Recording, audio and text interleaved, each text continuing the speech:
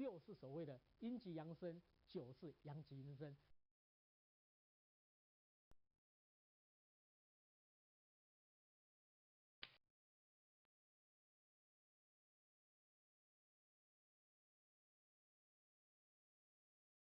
其实《易经》就是数学，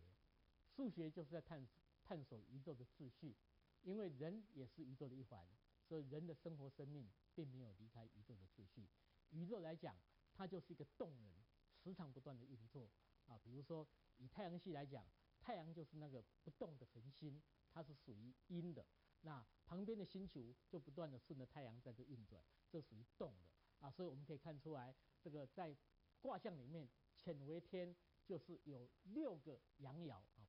代表不断在动，天是不断的循环变化。这个变化中，当然有所谓的循环的变化，像春夏秋冬，也有所谓的这个关系的变化啊，像晴天雨天，但也有所谓的突变啊，像暴风雨。但在宇宙里面的彗星，它也是一种突变的现象。那这个有动中间一定有一个不动的安静的啊，就是这个循环中间的中心点啊，比如太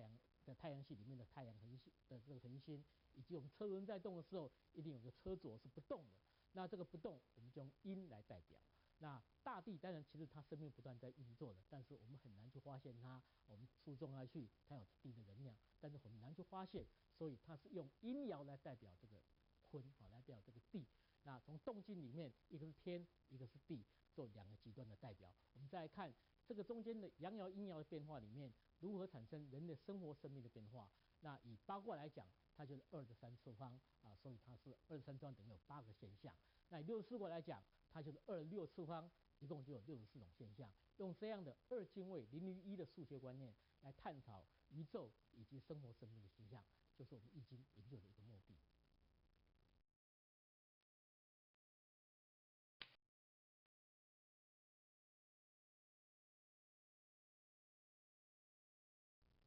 在电脑资讯网络的时代，数位 digital 这个观念对一般人并不陌生，但是数位到底是什么，就很少人真的认真去了解它了。其实数位就是一种宇宙之间能量的互动现象，我们经常称宇宙为混沌。这个混沌就是好几种能量，它的互相影响呢是平行的啊，平行的。那如果简单用我们人类来解释的话，那人类最主要的感官神经是大脑跟我们的中枢神经组织，那代表我们的感官。我们的感官一共有6感啊，包括视觉、听觉、嗅觉、味觉、触觉，还有我们身体的跟地心引力的平衡感。那这6种感官其实它是互相影响的啊，比如视听，如果互相共同产生作用的时候，效果可能更好。那如果我们在吃东西的话，一项色香味俱全。那如果有很美妙的音乐，听觉很享受的话，那会更觉得好吃。那如果能够坐在一个非常温和的这个沙发里面啊，或者这个有冷气，那空气也非常新鲜的时候，这个触觉又可以产生我们对食欲的这种增进。所以这样感觉是综合性的影响，但是它也会互相排斥啊。比如说我们在看一个很精彩的东西的时候，经常我们的触觉、味觉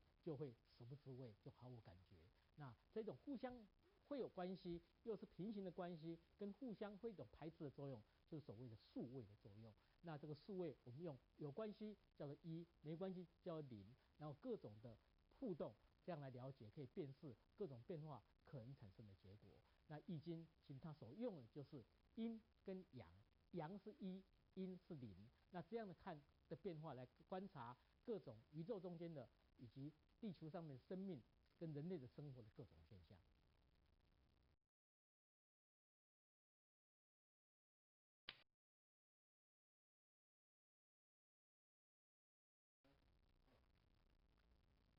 好，这一段我们要探讨的是八卦跟64卦的组合。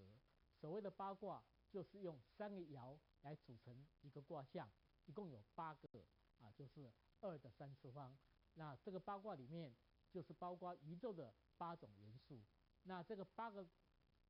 卦的重叠，就是8864。64卦来观察人类的生活生命的各种现象。以这个卦来讲，它叫天卦，它是由6个阳爻组成的。那如果八卦来讲，它是这个内卦跟外卦是各由3个阳爻组成的一个卦象。这个卦象叫做天。这天是不断的在动的，所以天行健，君子之强不息，就天道恒动，它不断的动的。那以地来讲，它是不动的，它是那个不动的，所以它由3个阴爻来组成一个卦象。那重叠就是坤为地，所以地卦是由阴爻组成的。那以这样的变化里面，再出现所谓的水啊，这个水卦我们只看这个内卦跟外卦，它是中间是阳爻，旁边是阴爻。这个水呢，就是中间很强啊，看起来外表是很温和的，你要它变成什么，它变成什么。但如果它力量累积起来的时候，变成洪水的话，就无坚不摧了。所以这水卦是内部非常强，外表是温和的。但是2个水重叠的话，在古代，因为对于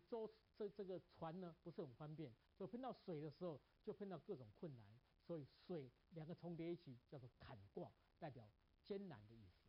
那这个火呢，正好是跟水颠倒啊，它是本来是阴的就变成阳了，阳的变成阴的。那火是外表非常的明亮，但内部一定是没有力量的。我们看蜡烛，我们用手去切蜡烛中间的这个火是不会烫到的啊，太阳里面一样有黑点啊，所以当有明亮的非常亮丽的时候，它中间一定会出现虚弱点，这就是火。那因为2个火重叠在一起，就非常的亮丽啊，所以称为离卦。那这个离卦里代表说，当你在最红的时候，其实它分离的这个因素已经产生了，所以火外表是非常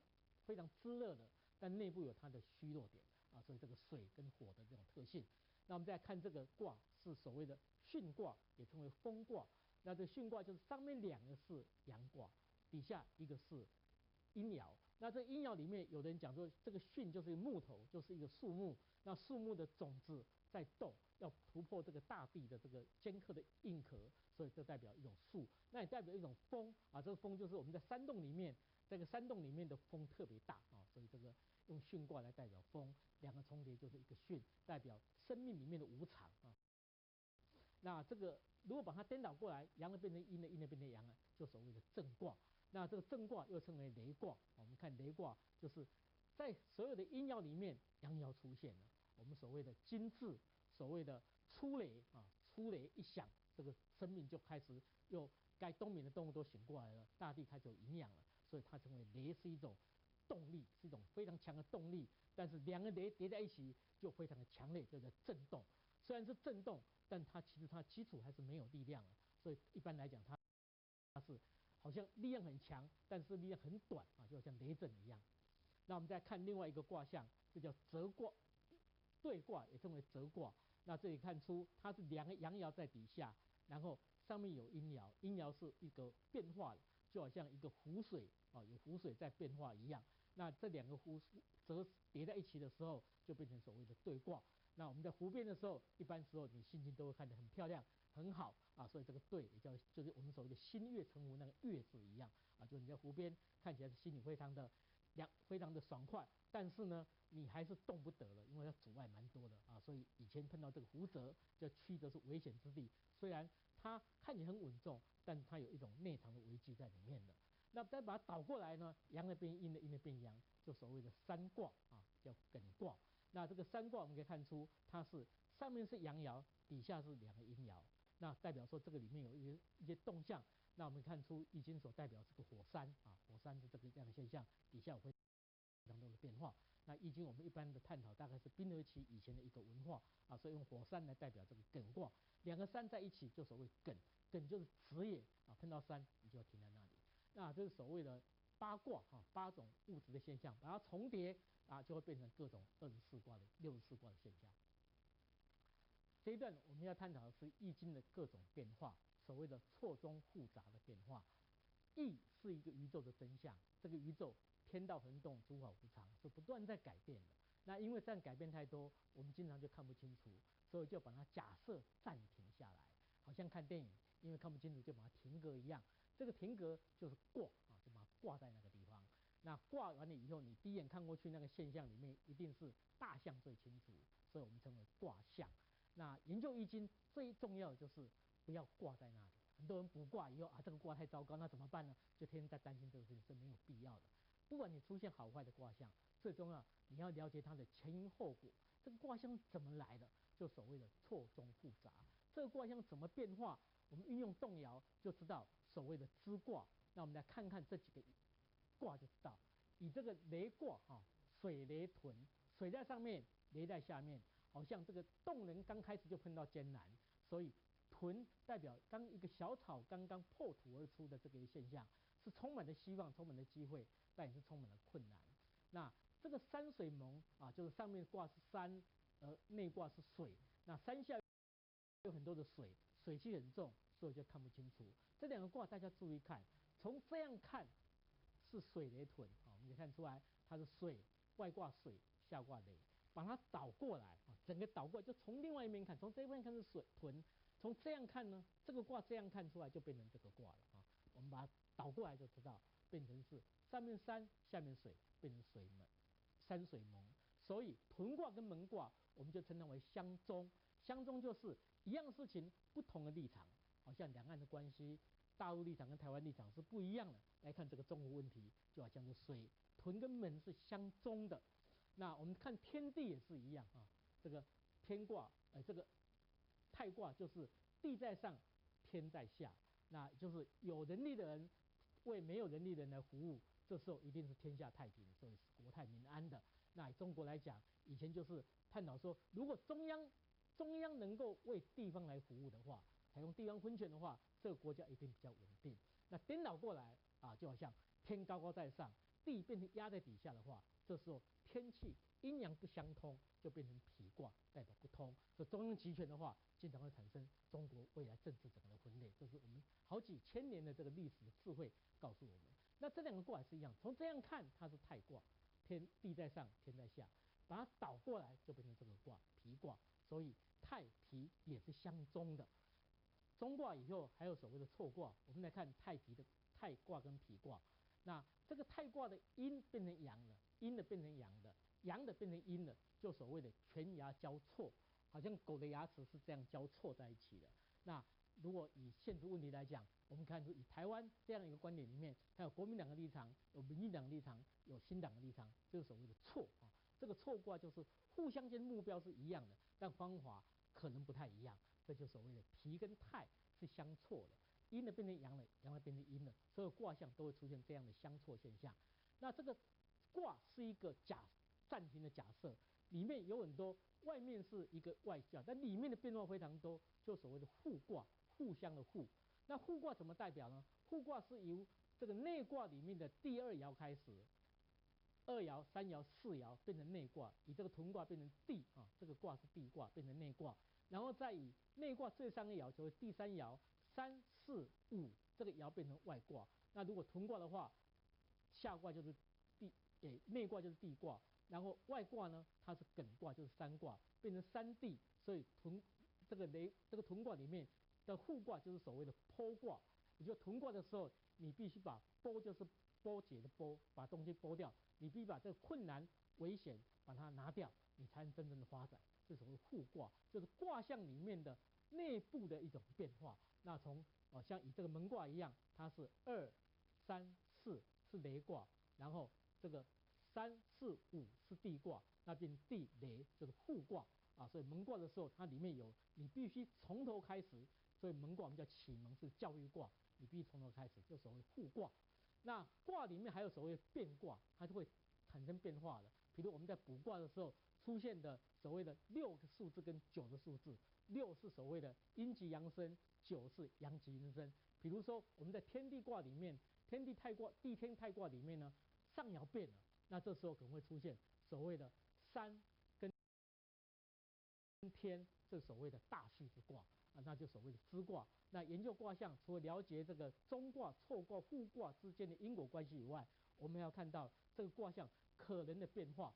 所以孔子告诉我们说，最重要是卦支，这个卦会变到哪里去？不是支卦我们一般在算命都会谈到，我这个卦会变到什么样的卦，我希望得到什么样的结果，这所谓的支卦，到达一个固定的目的。但孔子认为说，变化非常多的特别易经这个阴阳变化其实也不止6种，它非常复杂，所以我们要追求的是卦支，就这个卦可能会产生怎样的变化。这样来观察的话，我们就对自己的生命生活的各种现象有一些启示的一些发展，那对我们未来的思考也有很大的帮助。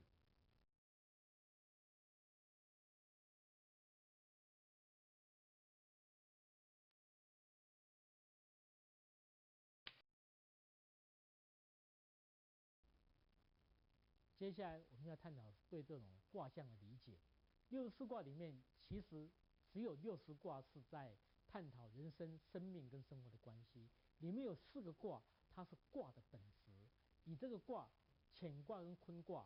乾是纯阳爻卦，坤是纯阴爻卦，其实它就是所谓的易的本质现象啊，全部是阳的或全部是阴的。所以这2个我们要彻底了解，才能了解它的精神呢，才能了解易经的变化。最后63跟64卦，它所描绘的是一个生命的现象，也就是所谓的既济卦跟未济卦。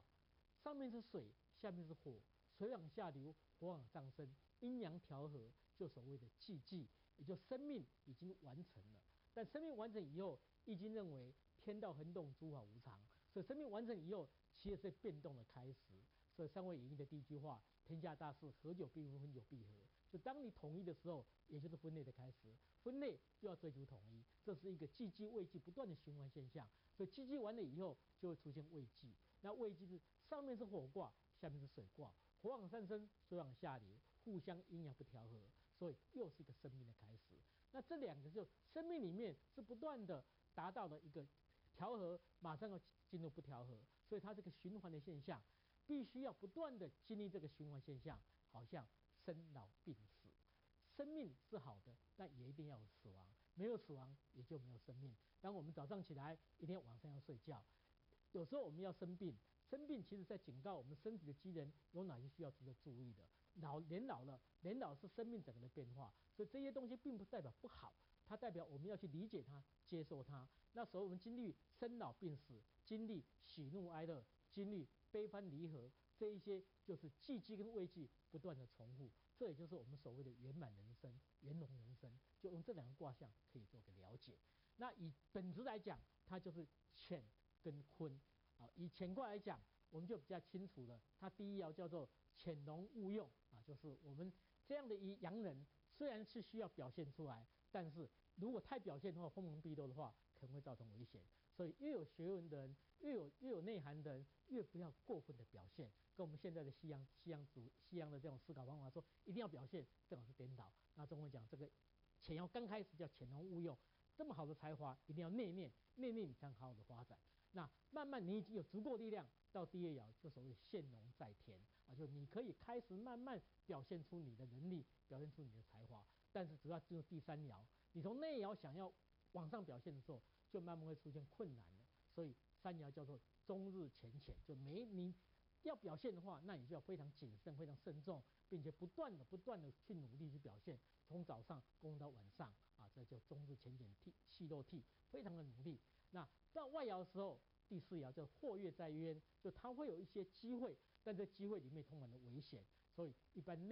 第3、第4我们称为不三不四啊，不管是乾坤，这个东西要特别注意的。第5爻是我们整个卦象的中心爻啊，所以在乾爻就飞龙在天啊，就是这个能力达到最高潮的时候，表现最好的时候。但是如果表现太高的话，隐而满之呢，就会造成困难。所以第6爻就是亢龙有悔啊，所以它告诉我们，这个在运用阳人的时候，必须要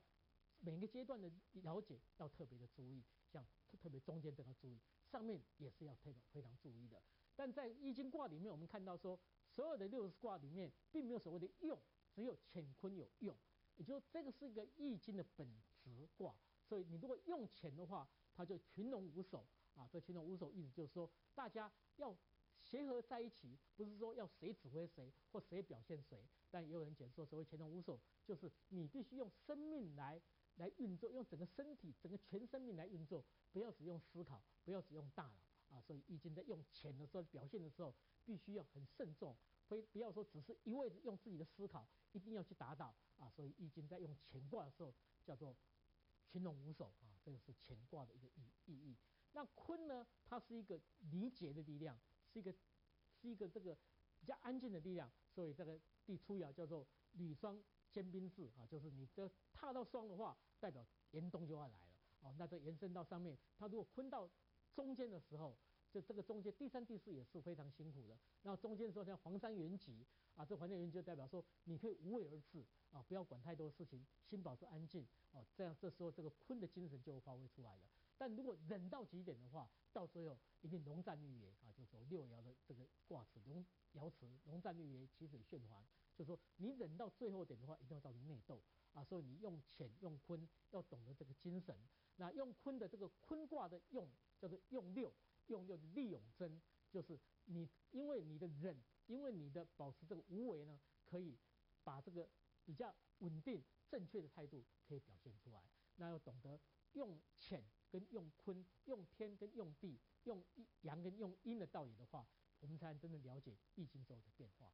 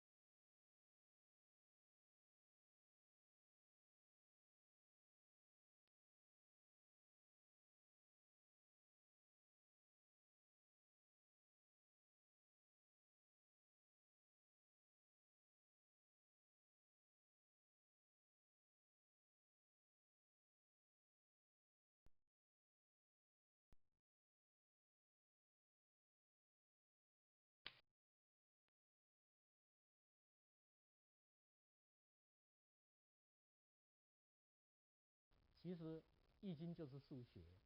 数学就是在探索宇宙的秩序，因为人也是宇宙的一环，所以人的生活生命并没有离开宇宙的秩序。宇宙来讲，它就是一个动能，时常不断的运作啊。比如说以太阳系来讲，太阳就是那个不动的恒星，它是属于阴的，那旁边的星球就不断的顺着太阳在这运转，这属于动的啊。所以我们可以看出来，这个在卦象里面，乾为天，就是有6个阳爻啊，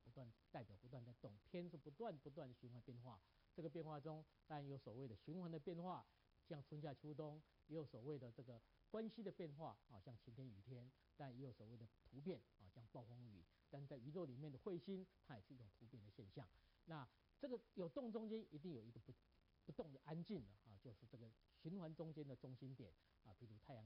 阳系里面的太阳恒星的这个恒星，以及我们车轮在动的时候，一定有个车轴是不动的。那这个不动，我们就用阴来代表。那大地当然其实它生命不断在运作的，但是我们很难去发现它。我们注重下去，它有地的能量，但是很难去发现，所以它是用阴爻来代表这个坤啊，来代表这个地。那从动静里面，一个是天，一个是地，做2个极端的代表。我们再来看这个中间的阳爻、阴爻的变化里面，如何产生人的生活生命的变化。那以八卦来讲，它就是2的3次方啊，所以它是2的3次方等于有8个现象。那以64卦来讲，它就是2的6次方，一共就有64种现象。用这样的2进位0于1的数学观念来探讨宇宙以及生活生命的现象，就是我们易经研究的一个目的。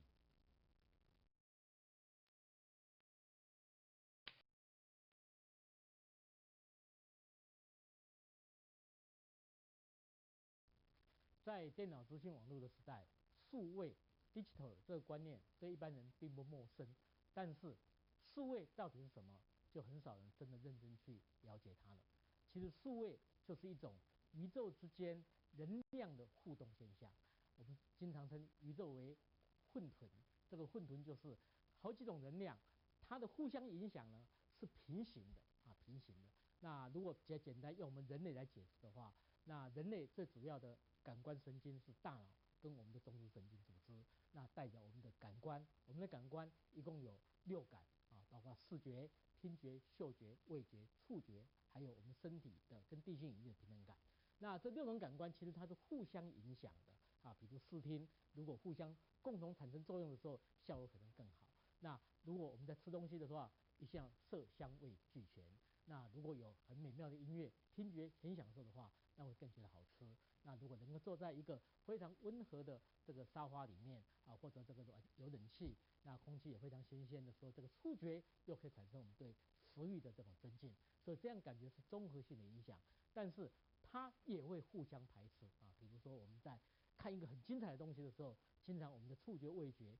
就会食不知味，就毫无感觉。那这种互相会有关系，又是平行的关系，跟互相会有排斥的作用，就是所谓的数位的作用。那这个数位，我们用有关系叫做1，没关系叫做0，然后各种的互动，这样来了解，可以辨识各种变化可能产生的结果。那易经其实它所用的就是阴跟阳，阳是1，阴是0。那这样的看的变化来观察各种宇宙中间的以及地球上面生命跟人类的生活的各种现象。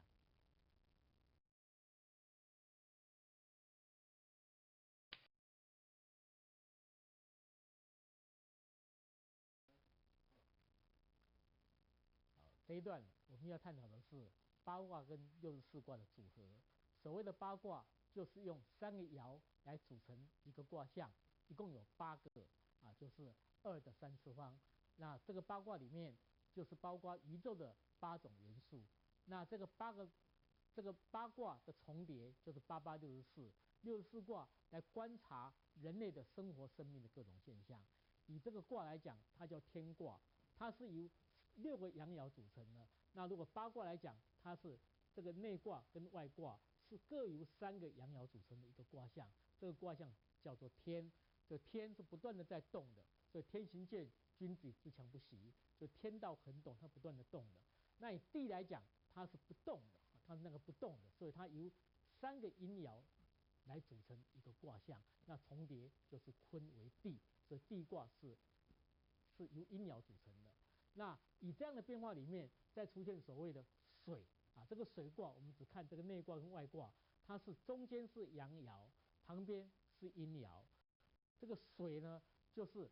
中间很强啊，看起来外表是很温和的，你让它变成什么，它变成什么。但如果它力量累积起来的时候，变成洪水的话，就无坚不摧了。所以这水卦是内部非常强，外表是温和的。但是2个水重叠的话，在古代，因为对于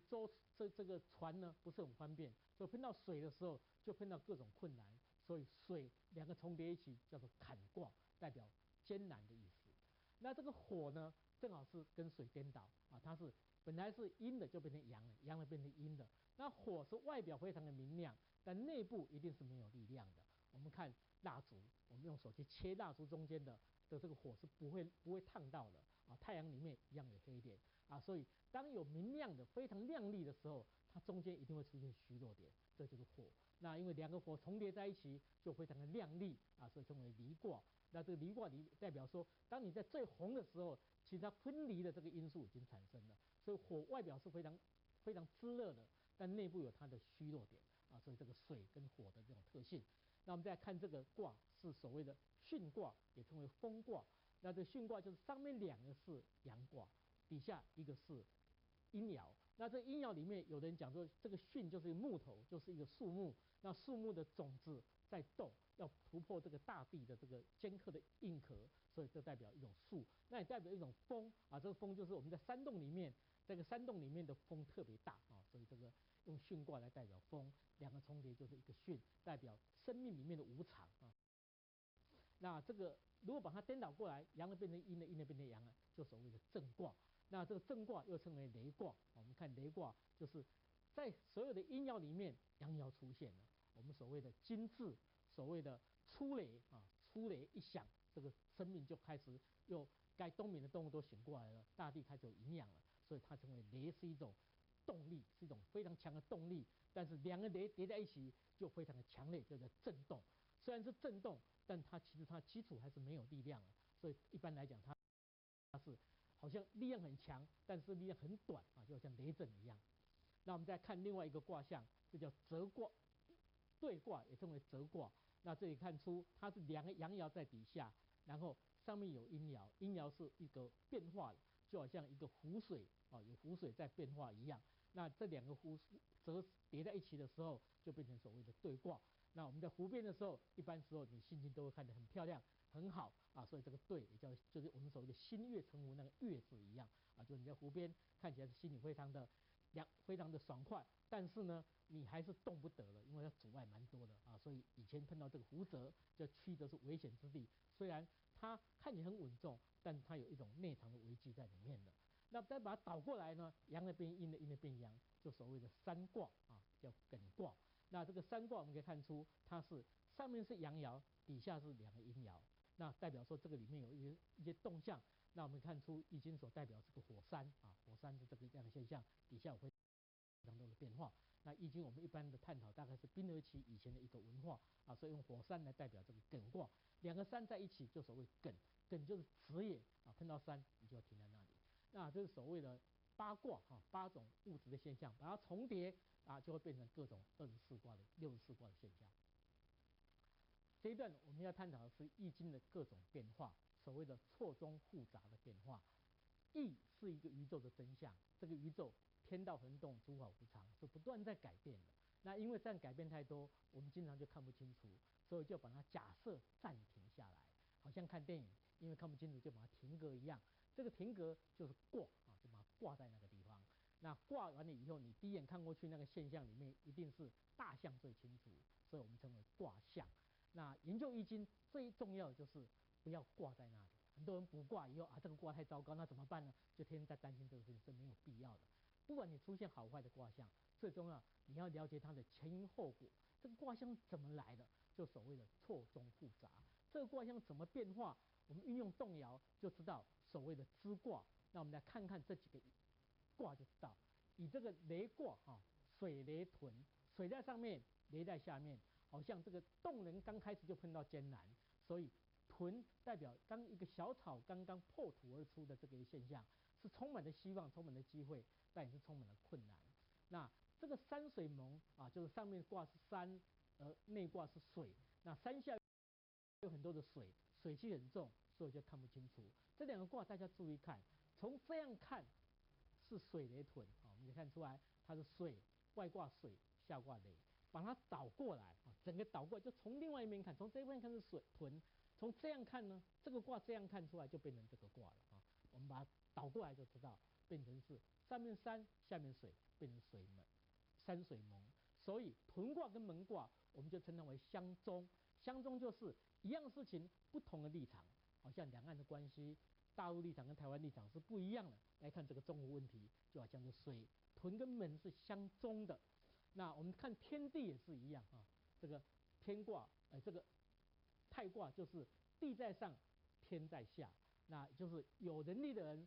为没有能力的人来服务，这时候一定是天下太平，所以是国泰民安的。那以中国来讲，以前就是探讨说，如果中央能够为地方来服务的话，采用地方分权的话，这个国家一定比较稳定。那颠倒过来就好像天高高在上，地变成压在底下的话，这时候天气阴阳不相通，就变成否卦，代表不通。所以中央集权的话，经常会产生中国未来政治整个的分裂。这是我们好几千年的这个历史的智慧告诉我们。那这两个卦也是一样，从这样看它是太卦，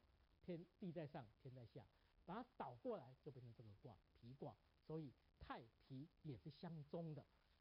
中卦以后还有所谓的错卦，我们来看太否的太卦跟否卦。那这个太卦的阴变成阳了，阴的变成阳的，阳的变成阴的，就所谓的犬牙交错，好像狗的牙齿是这样交错在一起的。那如果以现实问题来讲，我们看出以台湾这样一个观点里面，它有国民党的立场，有民进党的立场，有新党的立场，就是所谓的错这个错卦就是互相间目标是一样的，但方法可能不太一样，这就所谓的否跟太是相错的。阴的变成阳了，阳的变成阴了，所有卦象都会出现这样的相错现象。那这个卦是一个暂停的假设，里面有很多，外面是一个外教，但里面的变化非常多，就所谓的互卦，互相的互。那互卦怎么代表呢？互卦是由这个内卦里面的第二爻开始，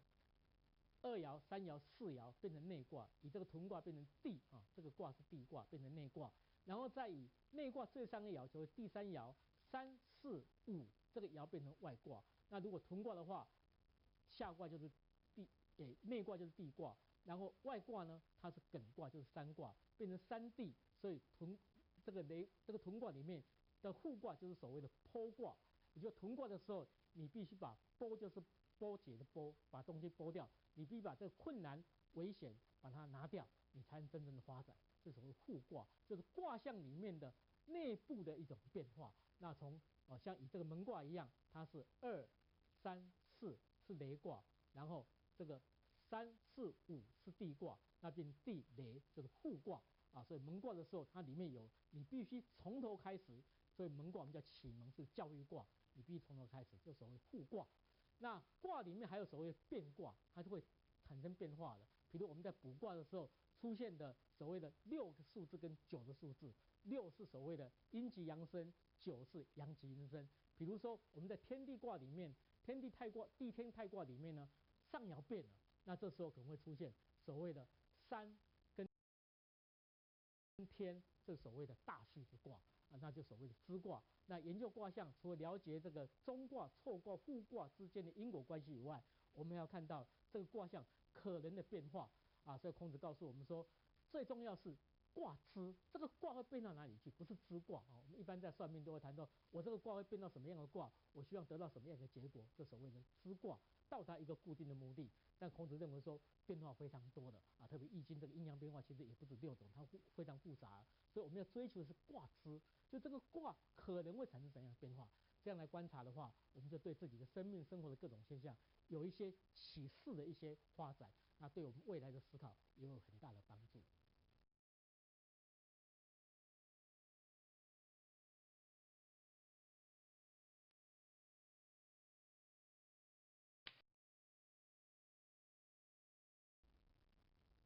接下来我们要探讨对这种卦象的理解。64卦里面其实只有60卦是在探讨人生、生命跟生活的关系，里面有4个卦，它是卦的本质。以这个卦，乾卦跟坤卦，乾是纯阳爻卦，坤是纯阴爻卦，其实它就是所谓的易的本质现象啊，全部是阳的或全部是阴的。所以这2个我们要彻底了解，才能了解它的精神呢，才能了解易经的变化。最后63跟64卦，它所描绘的是一个生命的现象，也就是所谓的既济卦跟未济卦。上面是水，下面是火，水往下流，火往上升，阴阳调和，就所谓的既济，也就生命已经完成了。但生命完成以后，易经认为天道恒动，诸法无常，所以生命完成以后，其实是变动的开始。所以三位演义的第一句话：天下大事，合久必分，分久必合。就当你统一的时候，也就是分裂的开始。分裂就要追求统一，这是一个既济未济不断的循环现象。所以既济完了以后，就会出现未济。那未济是上面是火卦，下面是水卦，火往上升，水往下流，互相阴阳不调和，所以又是一个生命的开始。那这2个就生命里面是不断的达到了一个调和，马上要进入不调和，所以它是个循环的现象，必须要不断的经历这个循环现象，好像生老病死。生命是好的，但也一定要有死亡，没有死亡也就没有生命。当我们早上起来，一天晚上要睡觉，有时候我们要生病，生病其实在警告我们身体的机能有哪些需要值得注意的。年老了，年老是生命整个的变化，所以这些东西并不代表不好，它代表我们要去理解它、接受它。那时候我们经历生老病死，经历喜怒哀乐，经历悲欢离合，这一些就是既济跟未济不断的重复。这也就是我们所谓的圆满人生、圆融人生，就用这2个卦象可以做个了解。那以本质来讲，它就是乾跟坤啊。以乾卦来讲，我们就比较清楚了。它第一爻叫做潜龙勿用啊，就是我们这样的一阳人，虽然是需要表现出来，但是如果太表现的话，锋芒毕露的话，可能会造成危险。所以越有学问的人，越有内涵的人，越不要过分的表现。跟我们现在的西洋的这种思考方法说，一定要表现，正好是颠倒。那中文讲这个潜要刚开始叫潜龙勿用，这么好的才华一定要内敛，内敛你才能好好的发展。那慢慢你已经有足够力量，到第2爻就所谓现龙在天啊，就你可以开始慢慢表现出你的能力，表现出你的才华。但是只要进入第3爻，你从内爻想要往上表现的时候，就慢慢会出现困难了。所以3爻叫做终日浅浅，就你要表现的话，那你就要非常谨慎、非常慎重，并且不断的去努力去表现，从早上攻到晚上啊，这就中日前点替细肉替，非常的努力。那到外爻的时候，第4爻叫或跃在渊，就它会有一些机会，但这机会里面充满了危险，所以一般第3、第4我们称为不三不四啊，不管是乾坤，这个东西要特别注意的。第5爻是我们整个卦象的中心爻啊，所以在乾爻就飞龙在天啊，就是这个能力达到最高潮的时候，表现最好的时候。但是如果表现太高的话，隐而满之呢，就会造成困难。所以第6爻就是亢龙有悔啊，所以它告诉我们，这个在运用阳人的时候，必须要每个阶段的了解要特别的注意，像特别中间这个注意，上面也是要非常注意的。但在易经卦里面，我们看到说，所有的60卦里面，并没有所谓的用，只有乾坤有用，也就是这个是一个易经的本质卦。所以你如果用乾的话，它就群龙无首啊。这群龙无首意思就是说，大家要协和在一起，不是说要谁指挥谁或谁表现谁。但也有人解说，所谓群龙无首，就是你必须用生命来运作，用整个身体、整个全生命来运作，不要只用思考，不要只用大脑啊。所以易经在用乾的时候表现的时候，必须要很慎重，不要说只是一味用自己的思考，一定要去达到啊。所以易经在用乾卦的时候叫做群龙无首啊，这个是乾卦的一个意义。那坤呢，它是一个理解的力量，是一个这个比较安静的力量，所以这个第初爻叫做履霜坚冰至啊，就是你这踏到霜的话，代表严冬就要来了哦。那这延伸到上面，它如果坤到中间的时候，就这个中间第3、第4也是非常辛苦的。那中间的时候像黄山原吉啊，这黄山原吉就代表说你可以无为而治啊，不要管太多事情，心保持安静哦，这样这时候这个坤的精神就会发挥出来了。但如果忍到极点的话，到最后一定龙战绿野啊，就走6爻的这个卦辞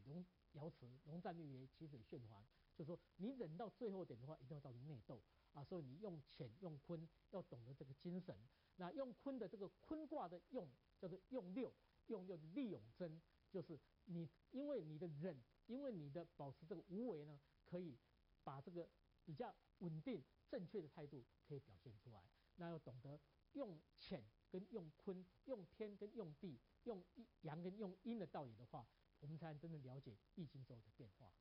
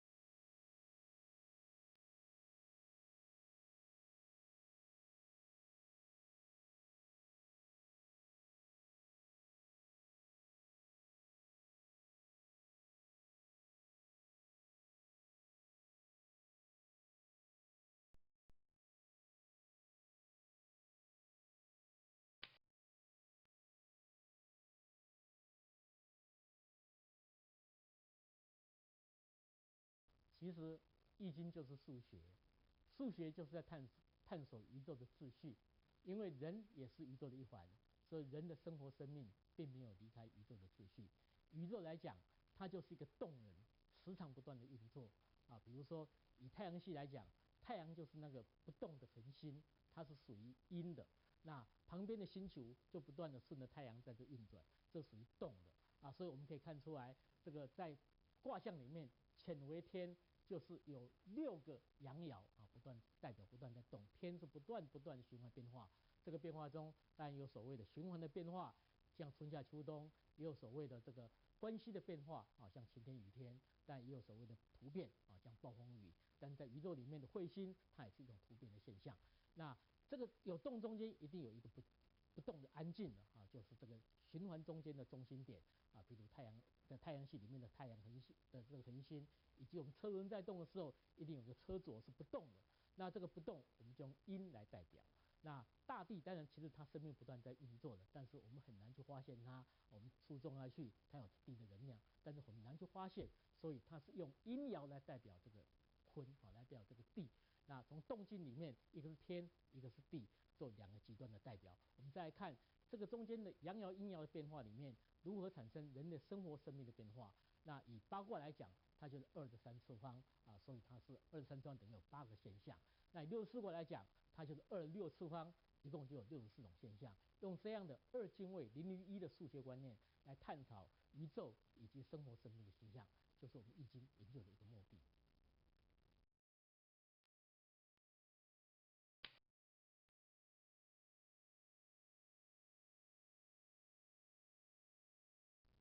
在电脑资讯网络的时代，数位 digital 这个观念对一般人并不陌生，但是数位到底是什么，就很少人真的认真去了解它了。其实数位就是一种宇宙之间能量的互动现象，我们经常称宇宙为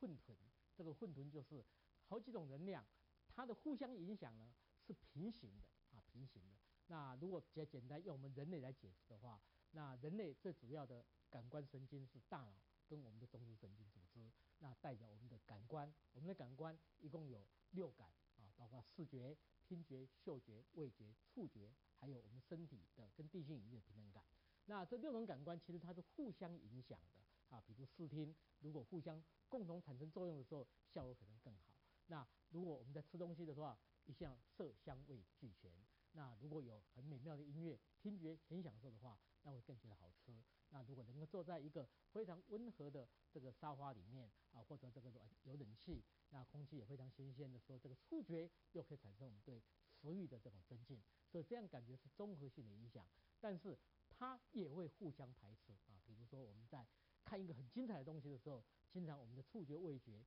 就会食不知味，就毫无感觉。那这种互相会有关系，又是平行的关系，跟互相会有排斥的作用，就是所谓的数位的作用。那这个数位，我们用有关系叫做1，没关系叫做0，然后各种的互动，这样来了解，可以辨识各种变化可能产生的结果。那易经其实它所用的就是阴跟阳，阳是1，阴是0。那这样的看的变化来观察各种宇宙中间的以及地球上面生命跟人类的生活的各种现象。好，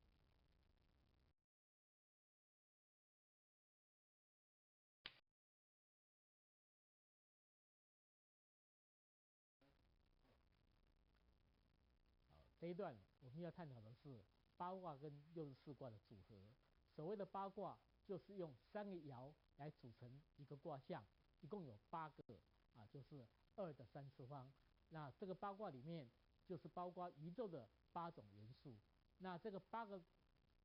卦的重叠，就是8864，64卦来观察人类的生活生命的各种现象。以这个卦来讲，它叫天卦，它是由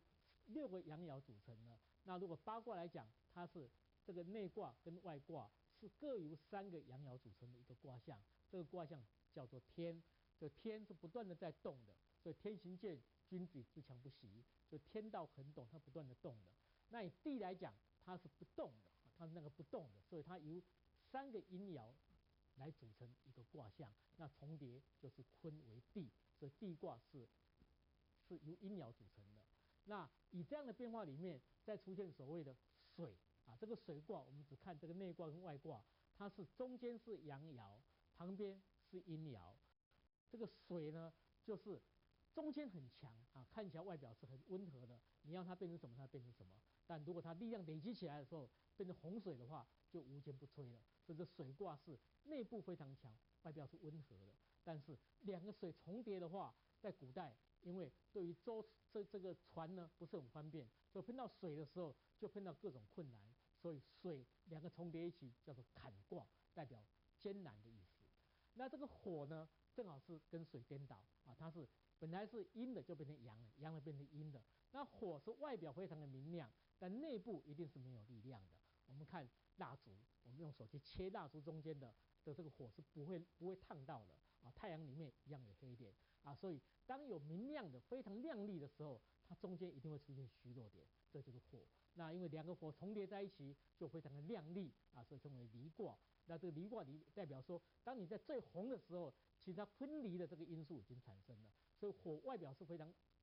炙热的，但内部有它的虚弱点啊，所以这个水跟火的这种特性。那我们再来看这个卦是所谓的巽卦，也称为风卦。那这巽卦就是上面两个是阳卦，底下一个是阴爻。那这阴爻里面，有人讲说，这个巽就是一个木头，就是一个树木。那树木的种子在动，要突破这个大地的这个尖刻的硬壳，所以这代表一种树。那也代表一种风啊，这个风就是我们在山洞里面，这个山洞里面的风特别大啊，所以这个用巽卦来代表风，两个重叠就是一个巽，代表生命里面的无常啊。那这个如果把它颠倒过来，阳的变成阴的，阴的变成阳了，就所谓的震卦。那这个震卦又称为雷卦。我们看雷卦，就是在所有的阴爻里面，阳爻出现了。我们所谓的金至，所谓的出雷啊，出雷一响，这个生命就开始又该冬眠的动物都醒过来了，大地开始有营养了，所以它称为雷是一种动力，是一种非常强的动力。但是两个雷叠在一起就非常的强烈，就叫震动。虽然是震动，但它其实它基础还是没有力量了，所以一般来讲它是好像力量很强，但是力量很短啊，就像雷震一样。那我们再看另外一个卦象，这叫泽卦，兑卦也称为泽卦。那这里看出它是两个阳爻在底下，然后上面有阴爻，阴爻是一个变化的，就好像一个湖水啊，有湖水在变化一样。那这两个湖泽叠在一起的时候，就变成所谓的兑卦。那我们在湖边的时候，一般时候你心情都会看得很漂亮、很好啊，所以这个兑也就是我们所谓的心悦诚服那个悦字一样啊，就是你在湖边看起来心里非常的爽快，但是呢，你还是动不得了，因为它阻碍蛮多的啊，所以以前碰到这个湖泽，叫曲则是危险之地，虽然它看起来很稳重，但它有一种内藏的危机在里面的。那再把它倒过来呢，阳的变阴的，阴的变阳，就所谓的三卦啊，叫艮卦。那这个三卦我们可以看出，它是上面是阳爻，底下是两个阴爻，那代表说这个里面有一些动向。那我们看出易经所代表这个火山啊，火山是这个样的现象，底下有非常多的变化。那易经我们一般的探讨大概是冰河期以前的一个文化啊，所以用火山来代表这个艮卦，两个山在一起就所谓艮，艮就是直也啊，碰到山你就要停在那里。那这是所谓的八卦啊，八种物质的现象，把它重叠啊，就会变成各种64卦的现象。这一段我们要探讨的是易经的各种变化，所谓的错综复杂的变化。易是一个宇宙的真相，这个宇宙天道恒动，诸法无常，是不断在改变的。那因为这样改变太多，我们经常就看不清楚，所以就把它假设暂停下来，好像看电影，因为看不清楚就把它停格一样。这个停格就是挂啊，就把它挂在那个地方。那挂完了以后，你第一眼看过去那个现象里面一定是大象最清楚，所以我们称为卦象。那研究易经最重要的就是不要挂在那里。很多人卜卦以后啊，这个卦太糟糕，那怎么办呢？就天天在担心这个事情，是没有必要的。不管你出现好坏的卦象，最重要你要了解它的前因后果，这个卦象怎么来的，就所谓的错综复杂。这个卦象怎么变化，我们运用动爻就知道所谓的支卦。那我们来看看这几个卦就知道，以这个雷卦啊，水雷屯，水在上面，雷在下面，好像这个动人刚开始就碰到艰难，所以屯代表当一个小草刚刚破土而出的这个现象，是充满了希望，充满了机会，但也是充满了困难。那这个山水蒙啊，就是上面卦是山，内卦是水，那山下有很多的水，水气很重，所以就看不清楚。这两个卦大家注意看，从这样看是水雷屯啊，我们可以看出来它是水，外卦水，下卦雷。把它倒过来啊，整个倒过来，就从另外一面看，从这一面看是水屯，从这样看呢，这个卦这样看出来就变成这个卦了啊。我们把它倒过来就知道，变成是上面山，下面水，变成水蒙，山水蒙。所以屯卦跟蒙卦，我们就称它为相中。相中就是一样事情，不同的立场，好像两岸的关系，大陆立场跟台湾立场是不一样的来看这个中国问题，就好像是水屯跟门是相中的。那我们看天地也是一样啊，这个天卦，这个太卦就是地在上，天在下，那就是有能力的人为没有能力的人来服务，这时候一定是天下太平，所以是国泰民安的。那以中国来讲，以前就是探讨说，如果中央能够为地方来服务的话，采用地方分权的话，这个国家一定比较稳定。那颠倒过来啊，就好像天高高在上，地变成压在底下的话，这时候天气阴阳不相通，就变成否卦，代表不通。所以中央集权的话，经常会产生中国未来政治整个的分裂。这是我们好几千年的这个历史的智慧告诉我们。那这两个卦也是一样，从这样看它是太卦，地在上，天在下，把它倒过来就变成这个卦否卦。所以太否也是相中的。中卦以后还有所谓的错卦，我们来看太否的太卦跟否卦。那这个太卦的阴变成阳了，阴的变成阳的，阳的变成阴了，就所谓的犬牙交错，好像狗的牙齿是这样交错在一起的。那如果以现实问题来讲，我们看出以台湾这样一个观点里面，它有国民党的立场，有民进党的立场，有新党的立场，就是所谓的错啊。这个错卦就是互相间目标是一样的，但方法可能不太一样，这就所谓的否跟太是相错的。阴的变成阳了，阳的变成阴了，所有卦象都会出现这样的相错现象。那这个卦是一个暂停的假设，里面有很多，外面是一个外教，但里面的变化非常多，就所谓的互卦，互相的互。那互卦怎么代表呢？互卦是由这个内卦里面的第二爻开始，二爻、三爻、四爻变成内卦，以这个屯卦变成地啊，这个卦是地卦变成内卦，然后再以内卦最上一爻，就为第三爻，三四五这个爻变成外卦。那如果屯卦的话，下卦就是内卦就是地卦，然后外卦呢，它是艮卦，就是三卦，变成三地，所以这个屯卦里面的互卦就是所谓的剖卦。也就屯卦的时候，你必须把剥就是剥解的剥，把东西剥掉，你必须把这个困难危险把它拿掉，你才能真正的发展。这所谓互卦，就是卦象里面的内部的一种变化。那像以这个门卦一样，它是2、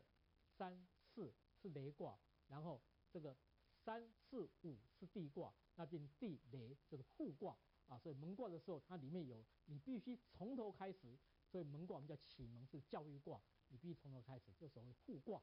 那卦里面还有所谓变卦，它就会产生变化的。比如我们在卜卦的时候出现的所谓的6个数字跟9个数字，6是所谓的阴极阳生，9是阳极阴生。比如说我们在天地卦里面，天地太卦、地天太卦里面呢，上爻变了，那这时候可能会出现所谓的3跟天，这所谓的大序之卦啊，那就所谓的支卦。那研究卦象，除了了解这个中卦、错卦、互卦之间的因果关系以外，我们要看到这个卦象可能的变化啊。所以孔子告诉我们说，最重要是卦支，这个卦会变到哪里去？不是支卦啊。我们一般在算命都会谈到，我这个卦会变到什么样的卦，我希望得到什么样的结果，这所谓的支卦，到达一个固定的目的。但孔子认为说变化非常多的啊，特别易经这个阴阳变化其实也不止6种，它非常复杂，所以我们要追求的是卦支，就这个卦可能会产生怎样的变化。这样来观察的话，我们就对自己的生命生活的各种现象有一些启示的一些发展，那对我们未来的思考也有很大的帮助。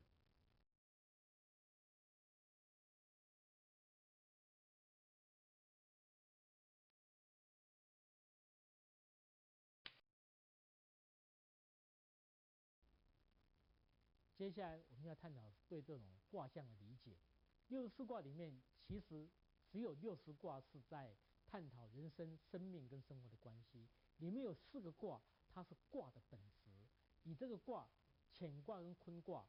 乾是纯阳爻卦，坤是纯阴爻卦，其实它就是所谓的易的本质现象啊，全部是阳的或全部是阴的。所以这2个我们要彻底了解，才了解它的精神呢，才能了解易经的变化。最后63跟64卦，它所描绘的是一个生命的现象，也就是所谓的既济卦跟未济卦。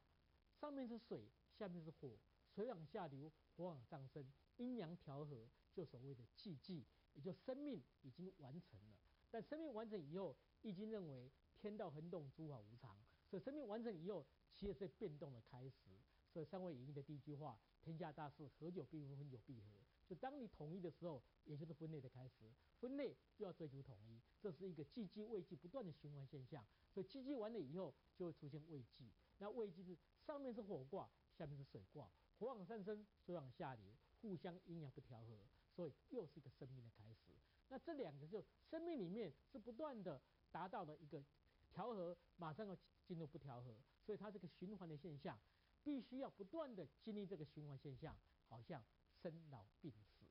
生命是好的，但也一定要有死亡，没有死亡也就没有生命。当我们早上起来，一定要晚上要睡觉。有时候我们要生病，生病其实在警告我们身体的机能有哪些需要值得注意的。年老了，年老是生命整个的变化，所以这些东西并不代表不好，它代表我们要去理解它、接受它。那时候我们经历生老病死，经历喜怒哀乐，经历悲欢离合，这一些就是既济跟未济不断的重复。这也就是我们所谓的圆满人生、圆融人生，就用这两个卦象可以做个了解。那以本质来讲，它就是乾跟坤。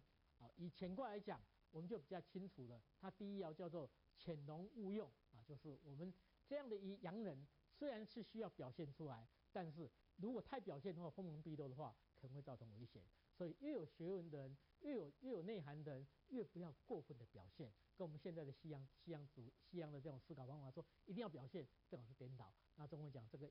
潜爻刚开始叫潜龙勿用，这么好的才华一定要内敛，内敛你才能好好的发展。那慢慢你已经有足够力量，到第二爻就所谓现龙在天就你可以开始慢慢表现出你的能力，表现出你的才华。但是只要进入第三爻，你从内爻想要往上表现的时候，就慢慢会出现困难了。所以三爻叫做终日浅浅，就你要表现的话，那你就要非常谨慎、非常慎重，并且不断的去努力去表现，从早上攻到晚上这叫终日浅浅替细肉替，非常的努力。那到外爻的时候，第四爻叫或跃在渊，就它会有一些机会，但这机会里面充满了危险，所以一般第三、第四我们称为不三不四不管是乾坤，这个东西要特别注意的。第五爻是我们整个卦象的中心爻所以在乾爻叫飞龙在天就是这个能力达到最高潮的时候，表现最好的时候。但是如果表现太高的话，隐而满之呢，就会造成困难。所以第六爻就是亢龙有悔所以它告诉我们，这个在运用阳人的时候，必须要每个阶段的了解要特别的注意，像特别中间这个注意，上面也是要非常注意的。但在易经卦里面，我们看到说，所有的60卦里面，并没有所谓的用，只有乾坤有用，也就是这个是一个易经的本质卦。所以你如果用乾的话，它就群龙无首这群龙无首意思就是说，大家要协和在一起，不是说要谁指挥谁或谁表现谁。但也有人解释说，所谓乾龙无首，就是你必须用生命来运作，用整个身体、整个全生命来运作，不要只用思考，不要只用大脑所以易经在用乾的时候表现的时候，必须要很慎重，不要说只是一味的用自己的思考，一定要去达到所以易经在用乾卦的时候叫做群龙无首这个是乾卦的一个意义。那坤呢，它是一个理解的力量，是一个这个比较安静的力量，所以这个第初爻叫做履霜坚冰至就是你的踏到霜的话，代表严冬就要来了那这延伸到上面，它如果坤到中间的时候，就这个中间第三、第四也是非常辛苦的。然后中间的时候像黄山原籍这黄山原籍就代表说你可以无为而治不要管太多事情，心保持安静这样这时候这个坤的精神就会发挥出来了。但如果忍到极点的话，到最后一定龙战绿野就走六爻的这个卦辞爻辞，龙战绿野，其水玄黄，就是说你忍到最后点的话，一定会造成内斗所以你用乾用坤要懂得这个精神。那用坤的这个坤卦的用叫做用六利永贞，就是你因为你的忍，因为你的保持这个无为呢，可以把这个比较稳定正确的态度可以表现出来。那要懂得用乾跟用坤，用天跟用地，用阳跟用阴的道理的话，我们才能真正了解易经之后的变化。